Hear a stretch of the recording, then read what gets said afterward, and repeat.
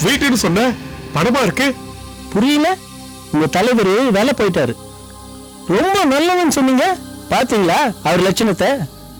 வேணாம் முரளி, வார்த்தையை அளந்து பேசு. அர்ஜுன், அதை பத்தி பேசாத. உன்னை நம்பி நாங்க வீணா போயிட்டோம். நீங்க இப்படி பண்ணுவீங்க நாங்க நினைச்சு பார்க்கல. உங்களை நினைச்சா எங்களுக்கு கேவலமா இருக்குச்சே. உன்னை மன போல நம்பி இருந்தோம், கடைசியில் இப்படி பண்ணிட்டியே, வேலை போயிட்டியே.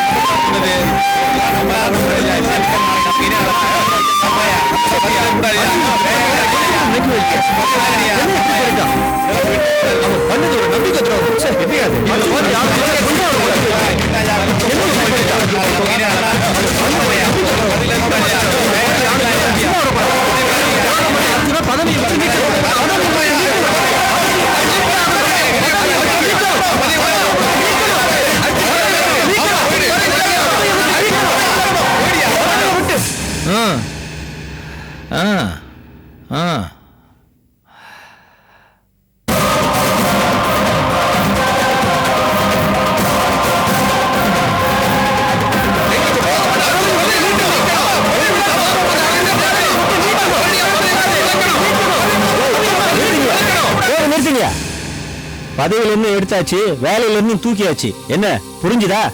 உங்களுக்கு முதல்ல போன வருஷம் போனஸ் ஆகுது, முதலாளிகிட்ட பேசி நான் வாங்கி தரேன். ஒழுங்கா நாளைக்கு வேலைக்கு வரவே பாருங்க.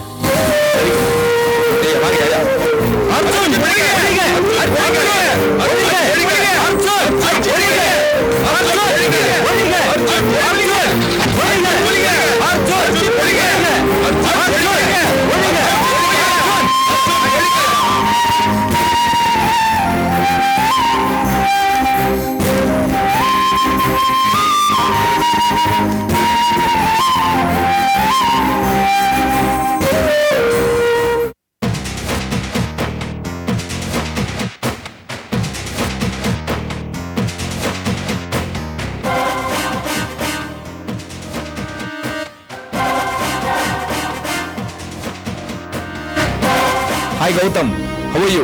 Yeah, fine. How are you? உட்காரியா? நல்லா இருக்கியா? முரளி, சொல்லுங்க சார். நம்ம ஷாமுக்காக சுட சுட பாதாம் அல்வா செய்ய சொல்லியிருக்கேன். கொஞ்சம் போய் எடுத்துட்டு வர சொல்ல. சரி சார். என்ன அங்கிள் திடீர்னு வர சொல்றீங்க? ஸ்வீட்ஸ் அது அசத்துறீங்க. வேற ஒண்ணும் இல்லப்பா, நீ உங்க அக்காவும் விருப்பப்பட்ட மாதிரி அந்த பையன் அர்ஜுனை வேலையை விட்டு தூக்கிட்டேன். அப்படியே uncle? That's a great news. Factory bonus விவகாரத்துல ஒரு பெரிய பழி அவன் மேல தூக்கி போட்டு பலிக்கடா ஆக்கிட்டோம். ஏற்கனவே நாங்க பிளான் பண்ண விஷயம்தான் சுலபமா முடிஞ்சிருச்சு. நீ உங்க அக்காவும் இதைத்தானே விரும்புனீங்க. அர்ஜுன் தானே உங்க பரம எதிரி. அவனை ஒழிச்சு கட்டிட்டேங்கிற விஷயத்த அக்காட்ட போய் சொல்லு. கண்டிப்பா அங்கிள். அக்கா இந்த விஷயத்தை கேட்டா ரொம்ப சந்தோஷப்படுவாங்க. அங்கிள், பை பை, அந்த அர்ஜுன் வேற எங்கேயும் வேலை செய்யக்கூடாது. அந்த கவலையே உனக்கு வேண்டாம். அவனுடைய ஒவ்வொரு மூவ்மெண்ட்டையும் நாங்க வாட்ச் பண்ணிட்டு தான் இருக்கோம். நம்ம கூட்டணி கூடிய சீக்கிரம் அந்த ஆர்கே சாம்ராஜ்யத்தை கவுக்கணும். உங்க அக்காவும் நானும் சந்திக்கணும், அவங்கள பார்க்கணும், பேசணும். நானு அதுக்கான ஏற்பாடுகளை நீ கூடிய சீக்கிரம் செய்யணும். இது பாருப்பா, இது ஒரு பிசினஸ் நிமித்தமான பர்சனல் சந்திப்பு. இதுல ஆதாயம் 2 பேருக்கும் இருக்குங்கிறத அபிராமி கிட்ட சொல்லிடு. கண்டிப்பா சொல்றேன் அங்கிள். இனிமே நீ எங்க வீட்டுக்கு வரும்போதெல்லாம் நான் உனக்கு ஸ்வீட் தர சந்தர்ப்பமாவே இருக்கணும். கண்டிப்பா அங்கிள், நான் வரேன் அங்கிள். ஏய், என்ன அவசரப்படுற? உனக்காத்தான் சொல்லி ஸ்வீட் ஆர்டர் பண்ணிருக்கேன். உன் பேரை சொல்லி நான் கொஞ்சம் சாப்பிடுறேன்டா. கண்டிப்பா.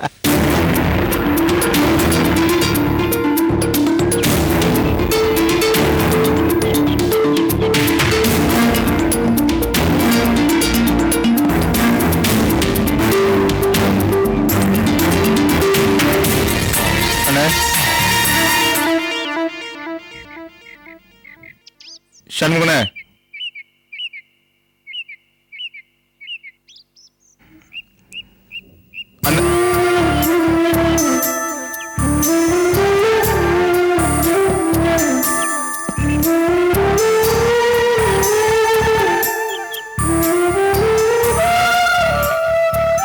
என்ன மன்னிச்சிரு அர்ஜுன்.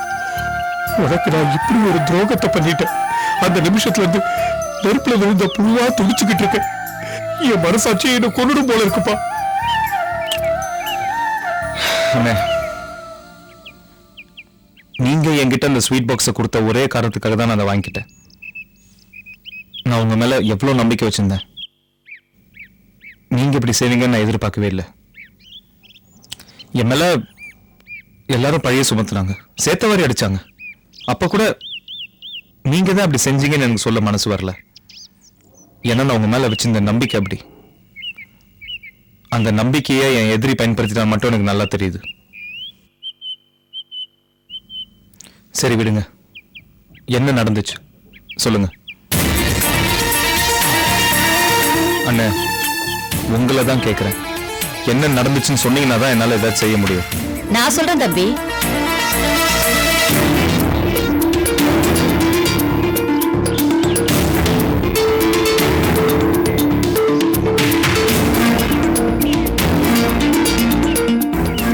தம்பி, என் பையன் படிப்பு செலவுக்காக உங்ககிட்ட பணம் வாங்கிட்டு வந்தாரு இல்லீங்களா? அப்ப என்ன நடந்துச்சு தெரியுமா? நம்ம அர்ஜுன் தம்பி கிட்ட பையன் படிப்புக்கு பணம் வேணும்னு கேட்டா அவங்க அப்பா கொடுத்தாரு. இந்த வச்சுக்க. இந்த பணம் மட்டும் உங்க பிரச்சனை தீர்த்து வச்சிருமா?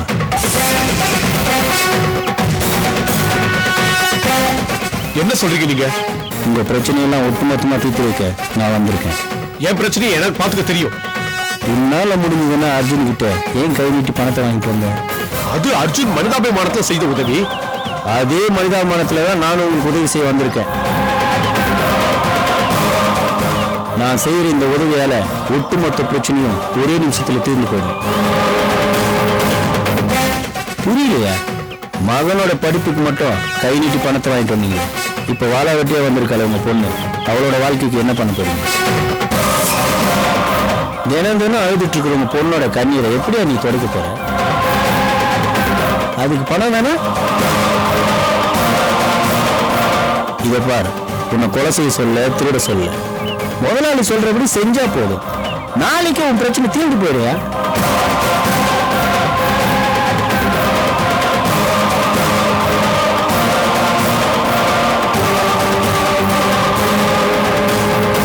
என்னால அர்ஜுனுக்கு துரோகம் பண்ண முடியாது. வீடு தேடி வந்த லட்சுமிய யாராவது வேணான்னு சொல்லுவாங்களா? என்னங்க? நீ சும்மா இரு மீனாட்சி. மனசாட்சி இதுக்கு இடம் கொடுக்கவே இல்லை. மனசாட்சி இது ஒரு நாய் சோறு போடுமா? ஸ்ட்ரைக் வந்து கம்பெனிக்கு அதை இழுத்து மூடிட்டா அர்ஜுனுக்கு எந்த பிரச்சனையும் இல்லை. ஏன்னா அவன் கோடீஸ்வரர் வீட்டு மருமகன். துண்ட உதறி தோல்ல போட்டு போயிடுவான். ஆனா நீ வரட்டு கௌரவம் பேசி குடும்பத்தோட வயிற்றுல ஈர துணியை கட்டிக்கிட்டு மூலையில முடிங்க கிடக்கணும். இதோ பார், கடைசியா உங்ககிட்ட கேட்கிறேன், முதலாளி சொல்றத செய்ய போறியா இல்லையா? அவர் செய்வாருங்க. மீனாட்சி சும்மா இருங்க. தம்பி, நீங்க போய் உங்க முதலாளி கிட்ட சொல்லுங்க, 1000 தான் இருந்தாலும் எங்க குடும்பத்துக்கு படி அளக்கிற முதலாளி அவரு. இனிமே அவர் பேச்சதான் என் புருஷன் கேட்டு நடப்பாரு. அடியே, புத்தியோட தான் பேசுறியா? புத்தியோட தாங்க பேசுறேன். சக்கரைன்னு எழுதி சாப்பிட்டா வாய் இனிக்காதுங்க. வாழா வெட்டியா வந்து நிக்கிற நம்ம மகளை பார்த்து ஊரார் பேசுற பேச்ச கேட்கும் போது என்னால தாங்க முடியலங்க. இப்பவாது என் பேச்ச கேட்டு நடங்க. அம்மா, வாழ்க்கைய பத்தி சரியா நீங்க தான் புரிஞ்சு வச்சிருக்கீங்க. இனிமே உங்க குடும்பத்துக்கு எந்த பிரச்சனை வந்தாலும் நான் பாத்துக்கிறேன். ஓ பெரியவரே, வீட்டுக்காரம்மா சொல்ற பேச்ச கேட்டு இனிமேலாவது ஒழுங்கா நடந்துக்க.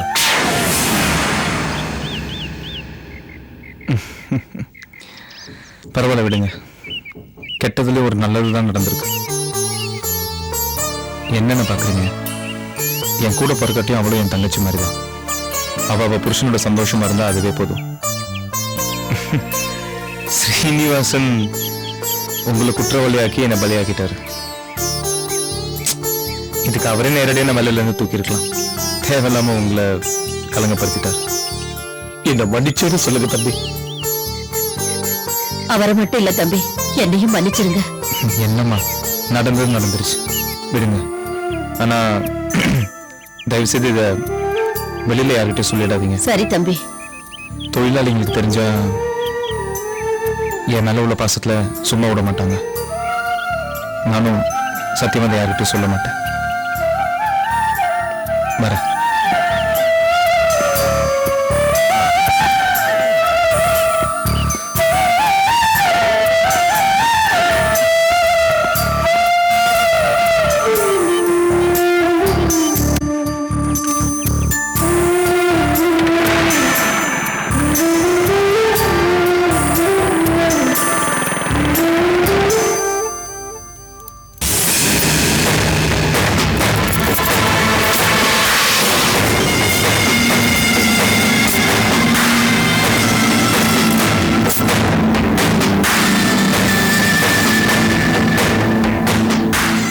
என்னம்மா இதெல்லாம்?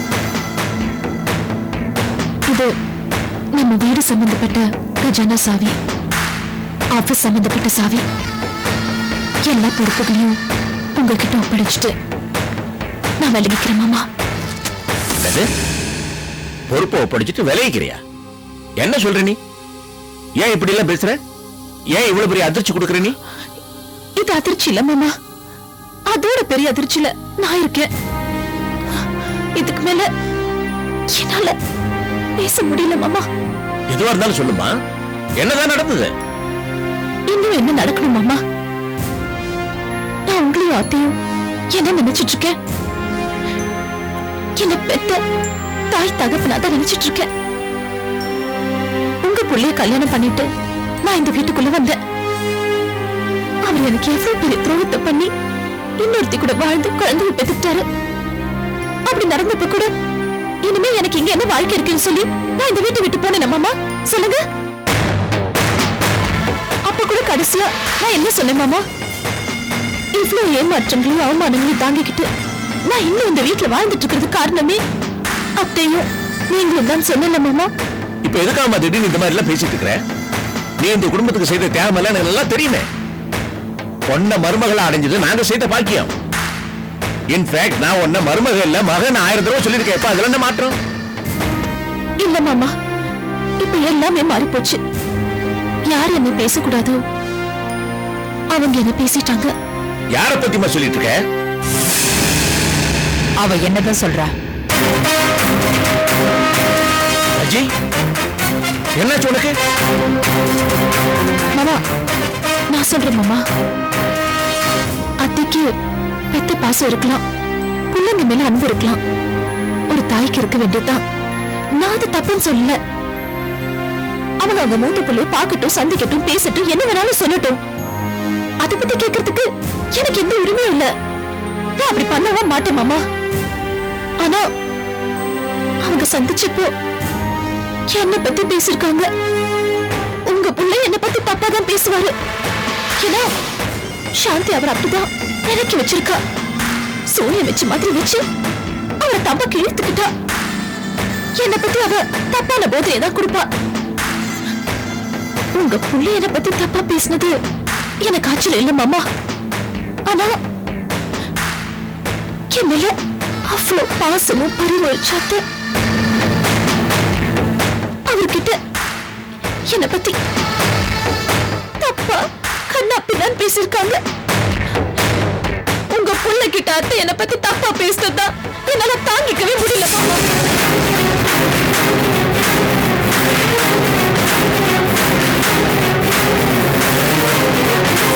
இவ்வளவு நடந்ததுக்கு அப்புறம் நான் எதுக்காக இங்க வாழணும் மாமா? நான் எதுக்காக இங்க இருக்கணும்? வேணாம், அதான் எல்லாத்தையும் உங்ககிட்ட ஒப்படைச்சிட்டேன். நான் போறேன் மாமா.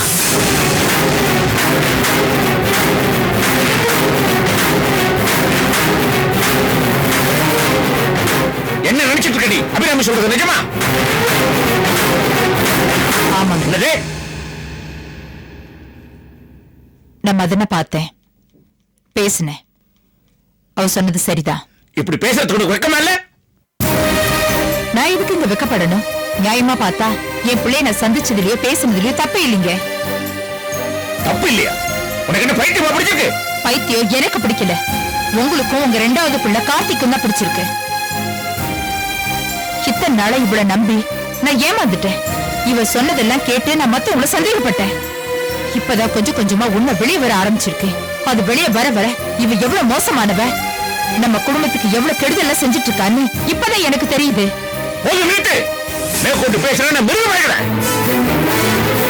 நிறுத்துங்க. அடுத்த வார்த்தை எதுவுமே நீங்க பேச வேண்டிய அவசியம் இல்ல. 30 வருஷமா உங்க கூட வாழ்ந்துட்டு இருக்கிறேன்னா உங்க சொல்லுக்கு கட்டுப்பட்டு அடிமையா வாழ்ந்துட்டு இருக்கேன். உங்களோட சாம்ராஜ்யமும் உங்களோட முடிவும் உங்களோட கோவம் தான் இந்த வீட்டுல கொடி கட்டி பார்க்குதே தவிர இந்த ராஜேஸ்வரி அன்னையில இருந்து இன்னைக்கு வரைக்கும் ஊமைதான். ஊமை பேச ஆரம்பிச்சா நிறுத்த முடியாது. தயவு செஞ்சு நான் சொல்றதை கேளுங்க. இனிமேலும் நான் ஏமாறதுக்கு தயாரா இல்ல. என் புள்ள நல்லவனா இருந்தாலும் அவன் செஞ்சது துரோகம் தான், நான் ஒத்துக்கிறேன். ஆனா இந்த அபிராமி யோக்கியமானவளா? நீங்களும் உங்க சின்ன பிள்ளை இந்த அபிராமியை நம்பினா வீணா போவீங்க. அதை தடுக்க யாராலையும் முடியாது. அந்த கடவுள் தான் வந்து உங்களை காப்பாத்தணும். இந்த அபிராமியை பத்தின உண்மையில எனக்கு தெரிய வந்திருக்கு. அதை நான் வெளியே சொல்லியே தீருவேன். நான் கண்டிப்பா இப்படிதான் பேசுவேன். நான் யார் சொன்னாலும் கேட்க மாட்டேன். ஏன் கட்டின புருஷன் நீங்களே சொன்னாலும் நான் கேட்க தயாரா இல்ல.